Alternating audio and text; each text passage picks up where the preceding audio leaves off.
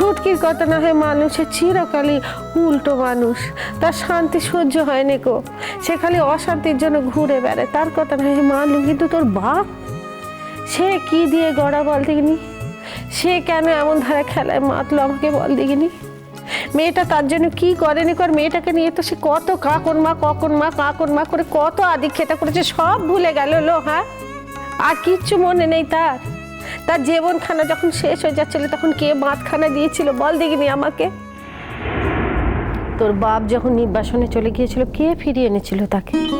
অতখানি কঠিন ব্যামোটা হলো, আমাকে ধরপার করে গিয়ে কে ডেকে আনলো বল দেখিনি? হ্যাঁ, কে সব কিছু ঠিক করলো আর কার জন্য সেরে উঠলো মানুষটা? হ্যালো, সব ভুলে গেল, সব ভুলে যা যায়। হ্যালো, যার যেটা ধর্ম সে সেটাই করেছে মামনি। বাবা ভুলে গেছে বলে তুমি এত অবাক হচ্ছ কেন? বাবা যখন তোমাকে ভুলে গিয়ে আমার মাকে বিয়ে করে আনতে পেরেছিল তখন আমার বাবার পক্ষে তো কাঁকনকে ভুলে যাওয়া খুব সহজ মামনি।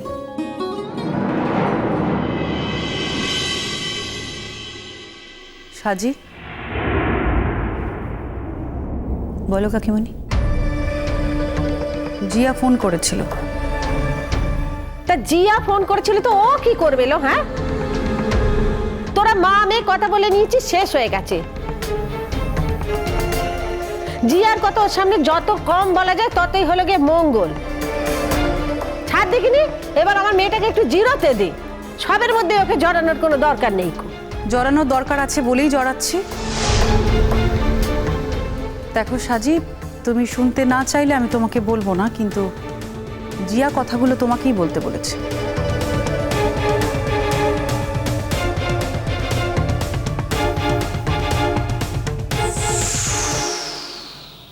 এমন কি কথা কাকিমণি যেটা জিয়া শুধু আমাকেই বলতে বলেছে?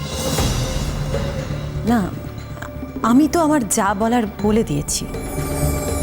আমি তো বলেছি তোমাদেরকে তোমরা ওদের নিয়ে এসো, তোমাদের যা যা নিয়ম কানুন পালন করার আছে পালন করো, তোমরা ওদের মেনে নাও। আমি তো একবার বলেছি কাকিমণি, আমার কথার নড়চড় হয় না, তাহলে এখন আবার নতুন করে সমস্যাটা কোথায় বাঁধলো? সাজি, সাজি, আমি সেই কথাটা বলার জন্যই কিন্তু জিয়াকে ফোন করেছিলাম। আর তাতে জিয়া আমাকে যেটা বললো সেটা হলো যে সাজিদি যদি একবার ওই বাড়িতে গিয়ে না বলে ওদেরকে, তাহলে তাহলে জিয়াকে আর সৌরভকে নাকি সৌরভের বাবা মা আসতে দেবে না। এটা সৌরভের বাবা মা পরিষ্কার জানিয়ে দিচ্ছে। কেন রে, সাজি হতা কি বলতে যাবে? হ্যাঁ, সাজির হতা কিসের ঠেকা? অন্যায় আবদারের শেষ নেই দেখতেছি। এই তুমি কেন এত কথা বলছো বলো তো? আমি তো সাজির সঙ্গে কথা বলছি। আমি মামনিকে সে অধিকার দিয়েছি কাকিমণি, মামনি আমার হয়ে কথা বলতে পারে। সাজি, সাজি, ওনারা কেন এই কথাটা বলেছেন সেটা আমি কি করে বলবো বলো তো? ওনারা হয়তো ভাবছেন যে তোমার সঙ্গে তো সৌরভের একটা সম্পর্ক ছিল, তাই ওরা এই বাড়িতে এলে হয়তো কোনো গন্ডগোল হতে পারে। আর তুমি যদি একবার গিয়ে ওনাদেরকে বলো তাহলে হয়তো কোনো গন্ডগোল হওয়ার আশঙ্কা থাকবে না। আমাকে কি করতে হবে বলো, খোলাখুলি বলো, স্পষ্ট করে বলো, সোজাসুজি বলো কাকিমণি প্লিজ। সাজি, আমি কিন্তু কিছু বলিনি।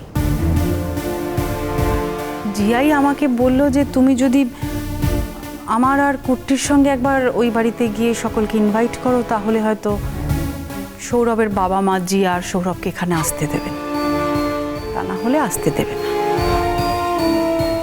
বেশ, এই কথা তাহলে যদি এই কথাই হয় আমি যাব। না না সাজি, সাজি, সেটা তুমি ভেবে দেখো। আমি কিন্তু তোমাকে কোনো জোর করছি না। তাছাড়া তোমার কুর্তি জানতে তো পারলে আবার আমাকে অনেকগুলো কথা শোনাবে, তাই না?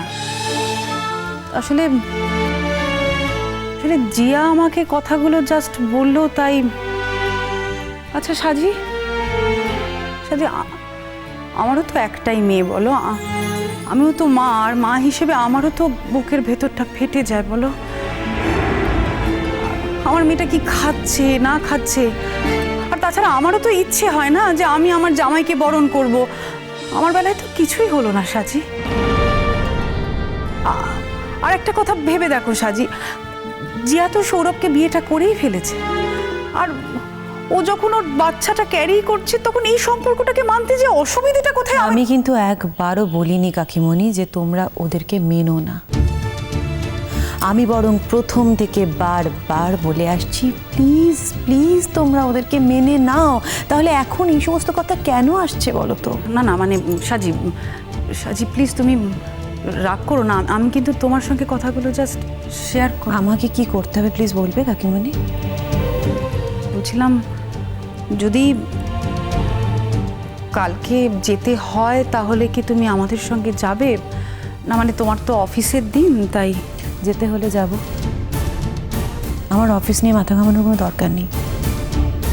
কাল যদি তোমরা যাও আমাকে জানিও, আমি যাব। সাজি, সাজি দেখো আমি কিন্তু তোমাকে কোনোভাবেই কষ্ট দিতে চাইনি।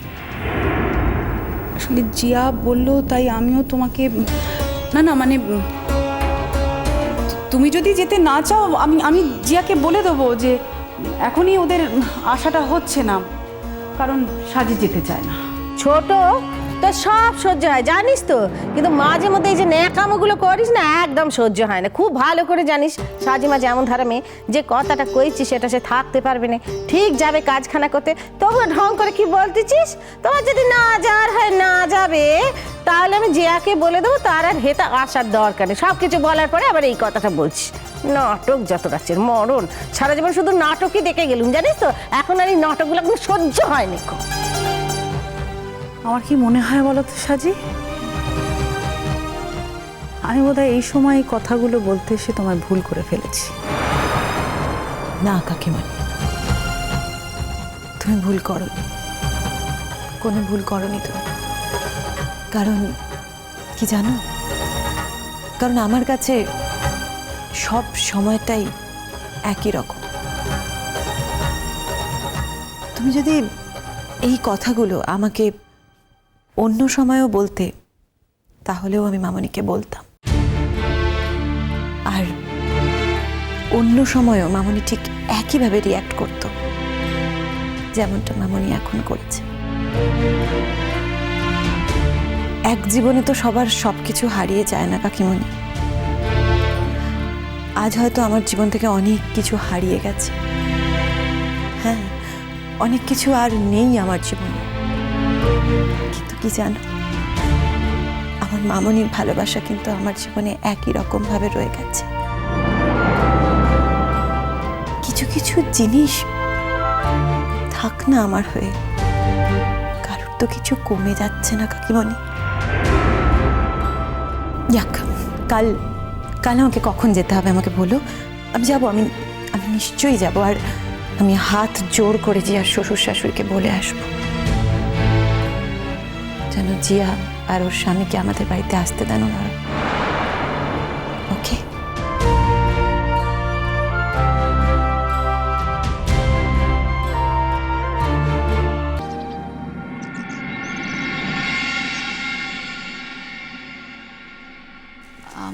আসতে পারি?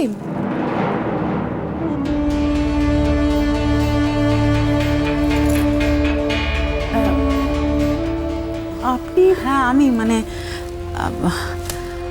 আমার সঙ্গে কিন্তু আপনার আগে দেখা হয়েছে, কিন্তু সেভাবে আলাপটা হয়নি।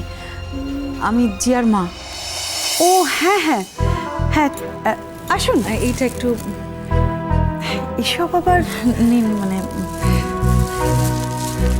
চলুন বসবেন। এক মিনিট, হ্যাঁ আর একজন আছে আমার সাথে। সাজি,